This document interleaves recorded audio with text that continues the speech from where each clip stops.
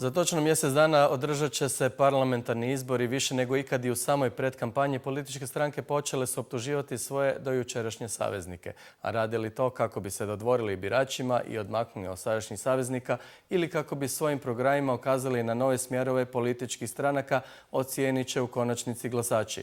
Do tada s kojim adutima će pokušati pridobiti birače te kako će odgovoriti na složene gospodarske probleme pokušat ćemo saznati u nastavku mini sučeljavanja. Zbog toga su s nama danas u studiju Mirando Mrsić, predsjednik Demokrata. Dobar dan i dobrodošli. Dobar dan, bolje vas našli. I Stjepan Čuraj, zamjenik predsjednika HNS-a kojeg pozdravljam u studiju u Osijeku. Dobro jutro. Dobar dan, dobro jutro i pozdrav svim gledateljima. Jučer su osvanuli plakati kojima, gospodine Mrsić, napadate svoje dojučerašnje saveznike. Zašto? Pa ja ne bih rekao da napadam, nego na tim plakatima izražavam onaj stav koji imaju i građani u Republike Hrvatske o tome da Bernardić nije kandidat za premijera i jednostavno građani u njemu ne vide premijera, ali to i vide i dio kolega koji se nalaze u Restart koaliciji, vide to i članovi SDP-a. I to je ono što smo željeli komunicirati preko naših plakata. Autoritet se steče znanjem i radom, a ne ušutkivanjem i izbacivanjem. Evo, prema zadnjim onim informacijama... To ste vi osjetili na vlastitoj koži? Pa to se vidjelo u radu kako smo se rastali SDP i ja, ali ja mislim da ono što radi Bernardić sada ne ide na čast nikome. Jer recimo... Zadnji njegov potez je bilo ušutkavanje Povjerenstva za sprečavanje sukoba interesa sa istim argumentima s kojima su i Plenković, i Bandić, i Karamarko dobili presude na upravnom sudu i to je ono što recimo jedan lider oporbe ne bi trebao raditi, nego dapače jačati to povjerenstvo, jer to je najbolji alat u borbi protiv korupcije koja se raširila u Hrvatskoj. Evo, postala je praktički sistemska korupcija. Gospodine Čuraj, očekujete li vi, odnosno planirate li vi možda plakate protiv HDZ-a, protiv SDP-a? S njima ste i sa jednima i sa drugima koalirali. Pa da, do sada nismo takve stvari radili i mislim da generalno gledano mi uvijek nastojimo govoriti što treba napraviti i okrenuti se budućnosti, ne prošlosti. Meni je drago što sada nešto što smo mi pričali prije 3 godine i da zapravo tadašnja naša odluka nije imala alternativu, da se evo posljedično i kolega Mrsić s time slaže i s ovim plakatima, međutim to nije naš način diskursa. Mi ćemo sigurno izaći pred birače sa rezultatom koji je produkt našeg rada u protekle 3 godine, naravno i sa novim takozvanim kondicije sine qua non, dakle novim nekoliko projekata bez kojih nećemo uopće dati se sudjelovati u bilo kakvoj većini, odnosno to su naši uvjeti za daljnju suradnju, kao što je sada bilo obrazovanje u kojima smo napravili nešto što se nije, ajmo reći, moglo ni sanjati da će se uspjeti u 3 godine napraviti. Ono što je zanimljivo, gospodine Čuraj, je da i stranke i lijevog i desne, i lijeve i desne orijentacije i centra zapravo napadaju svoj dojučerašnji tabor. Ko su zapravo politički protivnici i onda i lijevoj i desnoj opciji? Pa ako možete primijetiti što se tiče barem vodstva HNS-a, ja osobno, ali i kolege ne mogu se niti sjetiti, ali zapravo to nije u našem diskursu, da smo rekli išta loše o bivšim kolegama. Dakle, a znate da iz HNS-a se iznjedrilo nekoliko sada već stranaka, od Laburista, Reformista, Glasa i tako dalje, da niko nije nešto u javnom prostoru, a niti ovako govori što protiv njih. To je zapravo način u kojem mi zapravo trebamo graditi novu politiku, gdje se okrenuti s problemima građanima, prestati prepucavanjima i međusobnim optuživanjima.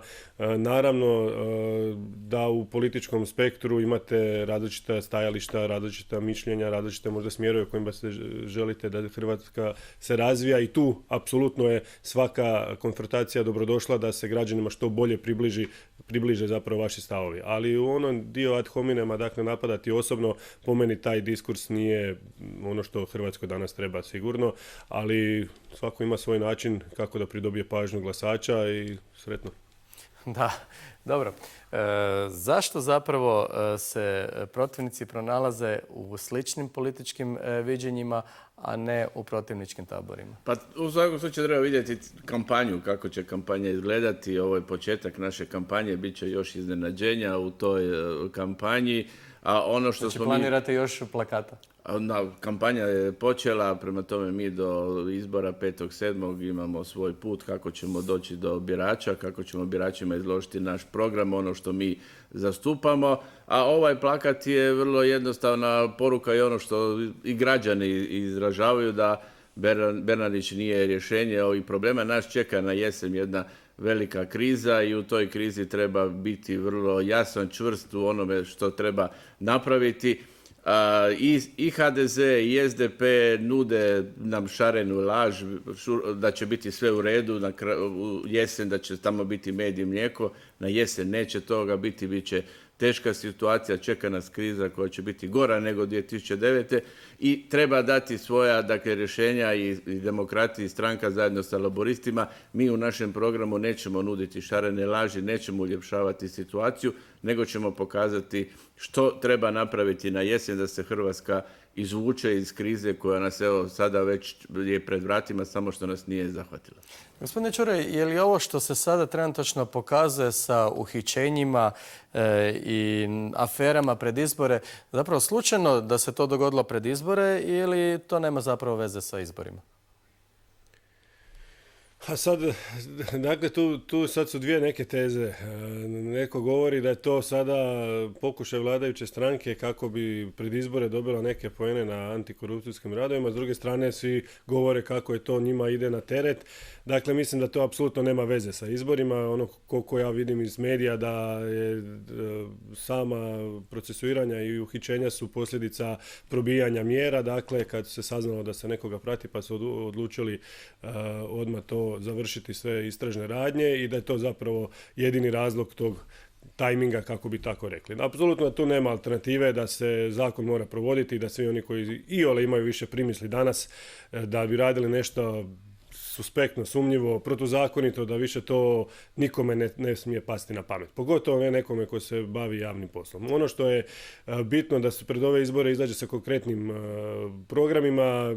Meni je donekle drago da se barem malo taj prebaci teme sa nekih praznih ideoloških stajališta, vječitih podjela na nešto konkretno, da se razgovara o nekom programu, ko što želi napraviti, na koji način. Mi ćemo također predstaviti i svoj program. Ja vam mogu ovdje malo poluekskluzivno reći da jedan dio segmenta... Upravo sam to htio pitati, koji su ti glavni naglasci vašeg programa?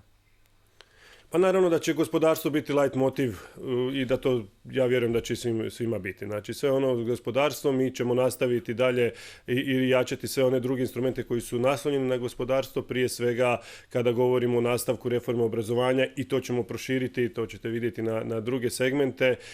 Apsolutno same gospodarske mjere što se tiče jednih konsolidacije fiskalne, smanjivanje nameta, rasterećenje poreznoga, ali i usluge države koja treba biti prema građanima, prema gospodarstvenicima i tu svakako kroz tu famoznu više reformu javne uprave gdje evo ja ću svakako se boriti. Jedna od stvari koji mojih prijedloga je recimo ne samo da gledamo kroz onaj teritorijalni ustroj i smanjivanje broja jedinica, treba vidjeti njihovu funkcionalnost. One koje ne mogu se jednostavno održati neka budu volonterski, ali prije svega kroz način primanja, ono što sam govorio nekoliko puta u Saboru, kako se ljudi primaju u službe i standard rada u službi. To se točno zna da 90% poslova vi možete zapravo standardizirati da su oni jednoobrazni. I tu se zna ko je ispod prosjeka, ko je iznad i na taj način valorizirati one radnike koji sad dobiju istu plaću kao i oni neradnici, kojih je puno manje. Njih treba još ponajviše valorizirati, a što se tiče teritorijalnog ustroja, ono što vam mogu ovako reći da jedan od prijedloga je da se smanji i broj zastupnika u Hrvatskom saboru za trećinu, dakle na 97, odnosno 90 po 10 izbornim jedinicama, 5 predstavnika manjina i 2 predstavnika dijaspore. To je nešto što bi pojačalo kvalitetu, jer ovo što smo vidjeli u Saboru u proteklom mandatu, nažalost, kojeg sam ja bio dio, mislim da je zbilja da ne ide nikom na čast, pa ni jednom građaninu i da tu trebamo pojačati i kvalitetu i omogućiti još bolji rad i uvjete samog rada zastupnika i pojačati zapravo njihovu bitnost, da to nije samo neko ko stišće dugmad, nego neko ko zbilja ima velike uvjete, a mislim da ćemo to s tim smanjenjem dobiti. Dakle, tu ne govorimo o nekim uštedama gdje će nekom nešto biti dobro za koji milijun kuna što će se manje potrošiti, nego govorimo o kvaliteti rada. Evo, to su recimo samo ovaj dio što se tiče javne uprave jednog dijela, ali sigurno toga ćete još imati puno čuti vezano i za obrazovanje i samo gospodarstvo koje je najbitnije. Još ćemo o tome i razgovarati. Je li to zapravo ta ekskluziva koju ste htjeli reći? Pa da pače, evo, jedna od tih stvari vezano upravo za taj teritorijalne preustroje, dakle, primanja u službu, znači ne želimo više da se prima bilo kako kome, onako što bi se reklo, padne na pamet i da se samostalno provode neka testiranja, to mora raditi Agencija za vanjsko vrednovanje obrazovanja, ona mora imati jedinstveni natječaj, jedinstvenu rang listu, i s te rang liste se onda ljudi javljaju na otvorena radna mjesta, da se to depolitizira, da idu stručni, kvalitetni ljudi i da onda kad već uđu unutra da se njihov rad cijeni i standardizira, da se točno zna za koji određeni posao treba koliko vremena i jel manje više dosta toga jednoobrazno i to se može dosta dobro standardizirati. Znači na taj način ćemo dobiti upravu, servis građanima koji će biti efikasniji, koji će onda biti i jeftiniji i time više prostora za rasterećenje gospodarstva. Naravno, i kroz ovaj dio Sabora. Da. Naravno i kroz ovaj dio i smanjivanje broja zastupnika, a i onda vidjet ćemo šta ćemo sa teritorijalnim ustrojem. Evo, čuli smo nekoliko ideja, evo, smanjenje Sabora na 100, odnosno 97. Da li bi to pomogao, da li bi to zapravo pogodovalo velikim strankama? I što mislite uopće o toj ideji? Vjerojatno imate vi svoje neke vizije što ćete ponuditi biračima i zapravo mogu li se očekivati još neke afere i uhićenja do izbora i u ostalim strukturama, vladajućim strukturama ili nekim drugim? Pa ja sam očekivao od kolege Čuraja da ćemo tu u ovoj ekskluzivi čuti malo više tog gospodarskog programa, jer oni su stranka koja je vezana uz gospodarstvo i to cijelo vrijeme su to i govorili, imali su i Ministarstvo gospodarstva u vladi Zorana Milanovića, međutim ovo što je rekao gospodin Čuraj je nešto općenito, a unutra nema konkretnih stvari. Ono što je sasvim sigurno nas čeka kriza sljedeću jesen, više od 50.000 ljudi se vraća iz Europe koji neće imati radno mjesto tu.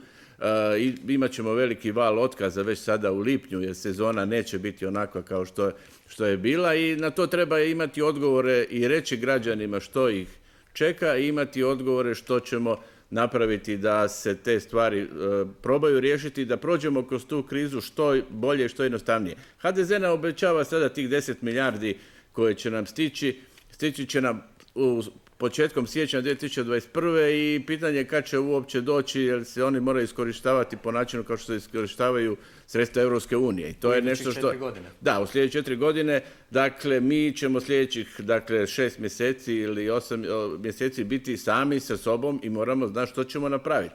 Jedna od stvari je da moramo osigurati isplate plaća i mirovina. Kako ćemo to napraviti? Sada nuditi ideje da će se... Kako ćemo to napraviti? Zapravo, očito rješenje samo smanjenje općina, gradova, a o županijama niko ni ne govori, to nije dovoljno. Kako ćemo to napraviti? Naravski da nije dovoljno. Broj saborskih zastupnika, smanjenje je jedan kozmetski efekat koji neće dovesti do toga da spriječimo ovu žetonizaciju koja je bila u Saboru.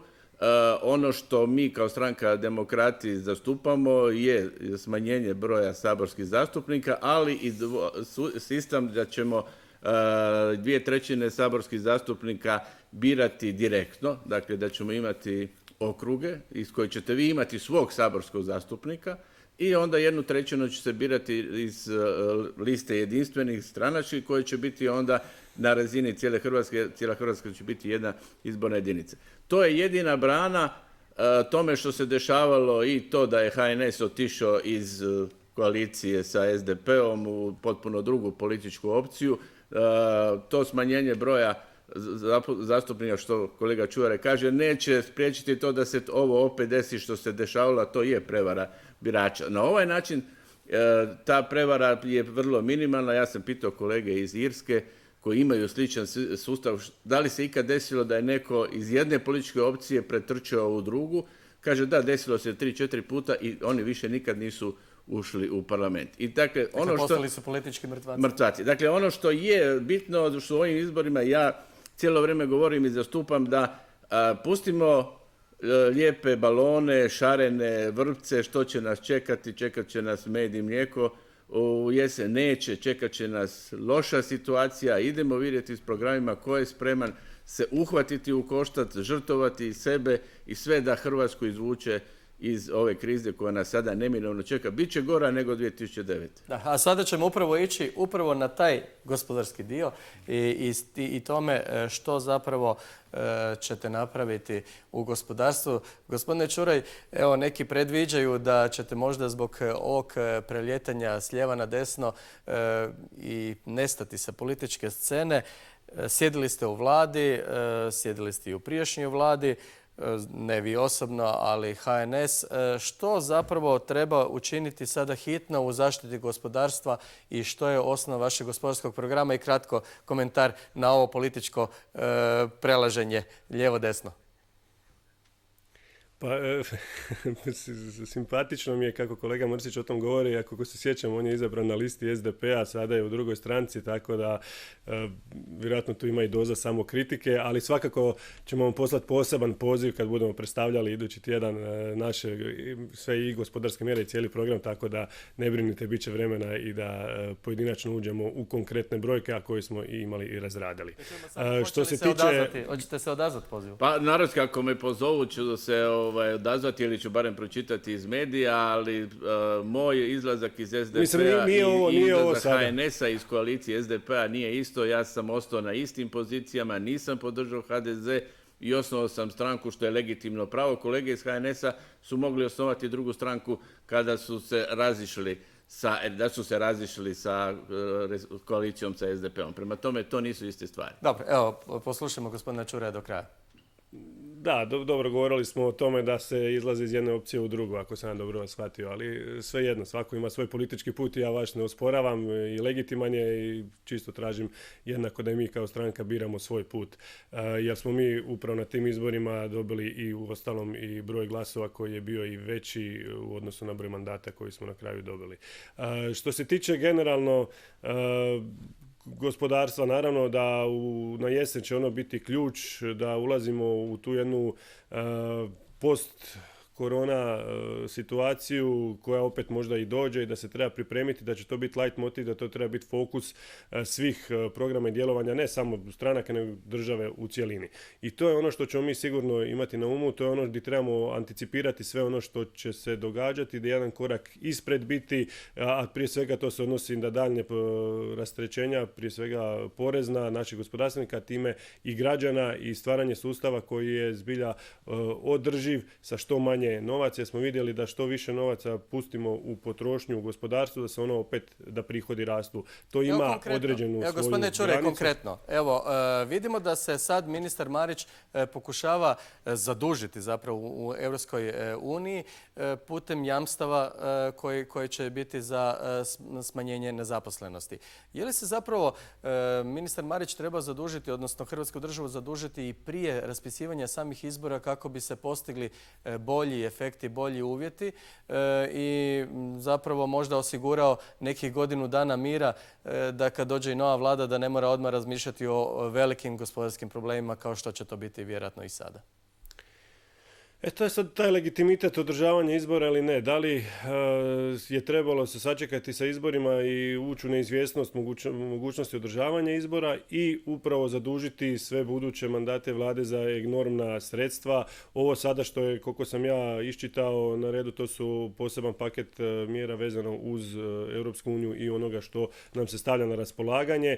Naravno da tu će biti potrebe za i dodatnim zaduživanjima ovisno o tijeku samog gospodarstva i o glavnim fokusima na kojim ćemo se zapravo usredotočiti, na koji način ćemo takozvano pumpavati novac u gospodarstvo. Ono što sam ja cijelo vrijeme govorio u Saboru, da onaj takozvani, što su kolege govorili, helikopterski novac, da je to kratkoročno, da je to doslovce stavljati neki flaster na ranu, a vi zapravo trebate sanirati i zaštiti. Dakle, mi trebamo ići sa situacijom u kojem se moramo potaknuti investicije i samo oporavak gospodarstva neovisan o samoj državnim subvencijama, dodjeli novaca. Dakle, to kad jednom nekom date novac, to kod da ste doslovce bacili u bunar, ako taj novac neće ponovo ući u sustav, vraćati se natrag i generirati novu vrijednost. Znači, mi moramo se fokusirati uvijek generaciji nove vrijednosti, vidjeti da nam je turizam 20% BDP-a, da je to dosta nesigurno i okrenuti se industrijskoj proizvodnji, to je nešto što će također biti prezentirano u našem programu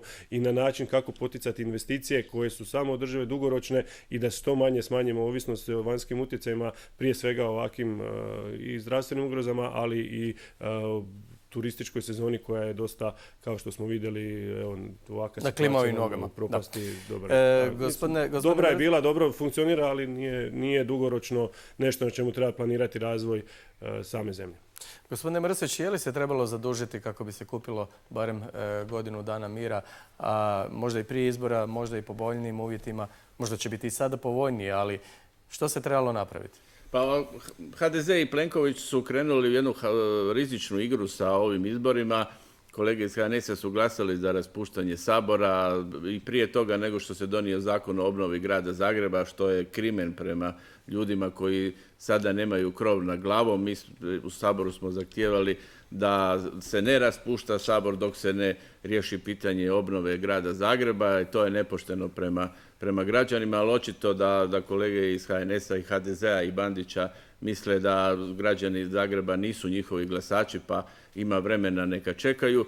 S druge strane, izbori dolaze u najgore vrijeme, 5.7. ćemo imati izbore, ali vladu nećemo formirati tako brzo, ni ona prošla se nije formirala tako brzo, neće ni ova, jer vjerojatno će u Saboru niti jedna stranka neće imati većinu da može formirati vladu i to će trajati 2, 3, 4 mjeseca. Mi ćemo već ući u jesen kada nas može zahvatiti druga korona kriza, sasvim sigurno hoće jer nemamo kolektivni imunitet i niti jedna stranka do sada ne govori o tome što ćemo onda napraviti. Što ćemo napraviti? Po meni onda i treba čuvati ono što moramo, dakle čuvati radna mjesta, isplaćivati plaće i čuvati mirovine. To su 3 stvari koje vlada mora osigurati. Marić se po meni trebao već, jer zna što nas čeka sljedeće godine, zadužiti i osigurati sredstva da prođemo kroz to, ali očito da on to ne želi i vlada ne želi da bi napravila bolju sliku među građanima, da građani misle sad je med i mlijeko, sad ćemo mi to srediti, sljedeće jesen će biti dobro. I ova uhićenja vrlo jasno govore da HDZ ne zna funkcionirati, nego funkcionira na način da je Hrvatska, to smo mi, možemo raditi što hoćemo i ono što smo cijelo vrijeme govorili, više nema normalno, nego će biti novo normalno, ali očito za HDZ-om imamo novo koruptivno. Da, ok. 2-3 pitanja, vrlo kratke odgovore, vas molim obojicu. Evo, možda vas, gospodine Mrsić, prvo. Stav o radu nedjeljom, treba li ograničavati poduzetničku aktivnost sada? PDV po naplaćenom računu, treba li ga ostaviti i nakon što ova kriza prođe? I onda, gospodine Čuraj. Pa vrlo jasno, rad nedjeljom treba omogućiti svima koji trebaju raditi, koji hoće raditi, ali platiti radnike 50% i više za rad što rade nedjeljom i blagdanima, a naplatu po realiziranom PDV-u mislim da je to nešto što gospodarstvenici trebaju i to treba tako ostati. Gospodine Čuraj. A mi smo uvijek i do sada komunicirali da sve one liberalne vrijednosti, a pri tome i sloboda poduzetništva i poslovnog nastana treba ostati. Dakle, apsolutno rad nedjeljom da, bolje urediti, više platiti, eventualno možda omogućiti svojevrsni priziv savjesti za one kojima vjera to zabranjuje, kao što imamo i neke druge vjere, tako da budemo apsolutno tolerantno društvo. Što se tiče načela blagajne pri plaćanju PDV-a, preko 90% podigo se taj prag bio u ovom mandatu, dakle nekad je to bilo na 80 pa na 200 tisuća, sad su otišli na 3 milijuna pa na 7 milijuna prihoda godišnje i mislim da je zapravo to postupno će rezultirati tome da svi prihvate načelo plaćanja PDV-a po primitku novaca, odnosno po načelu blagajna, ne po ispostavi fakture. Gospodine Čuraj, 2 kratka odgovora. Porez na imovinu, uvođenje poreza na imovinu, smanjenje PDV-a. Porez na imovinu nešto što smo mi bili protiv i u vladi s SDP-om, bili smo i protiv sada dok se god ne riješe puno drugih stvari, ne treba kažnjavati ljude zato što su ulagali u imovinu, a ne držali novac u banke. Dakle, kad govorimo o porezu na nekretnine... Ne, ovo govorimo o kompletnom porezu na imovinu. Da. Da, upravo to, porez na imovinu upravo je zapravo na tom tragu gdje svakako je cilj bi trebao biti da se što više imovine, odnosno kapitala stavi u funkciju i da u konačnici bude gospodarstvo na boljem. Ali PDV? puno stvari moramo još prije toga odraditi da bi došlo do toga. Što se tiče PDV-a, trenutno on je na razini 25% i mislim da prije diranja u PDV koji je jedan linearno smanjenje, ja sam osobno imao i onaj prijedlog koji je prihvaćen od strane vlade da se smanji PDV na hranu i ja bi tu išao još jedan korak dalje, uveo još jednu nižu međustopu na hranu kako bi troškovi života i bili što niži i time i kvaliteta, ali ima puno drugih parafiskalnih i ostalih fiskalnih nameta, konkretno poreznih opterećenja koje bi trebali korigirati prije samoga PDV-a, to je tek na kraju. Gospodine Jer 1% ne znači ništa osim trgovcima, a za fiskus je veliki gubitak. Gospodine Mrsić, evo Što kratko. se tiče poreza na nekretnine ili poreza na imovinu, ja bih rekao poreza na bogatstvo i poreza na bogate, apsolutno da, jer mislim da će to dati prostora da onda se smanji porez na rad, odnosno da radnici imaju veće plaće. Što se tiče samog PDV-a, ide nam kriza, ljudi, smanjenje PDV-a na jesen nema smisla jer mora se isplaćivati plaće i mirovine, ali ono što treba napraviti je smanjiti parafiskalne namete i na taj način rasteretiti gospodarstvo. Gospodo, hvala vam na dolasku u Studio 4. Hvala vam.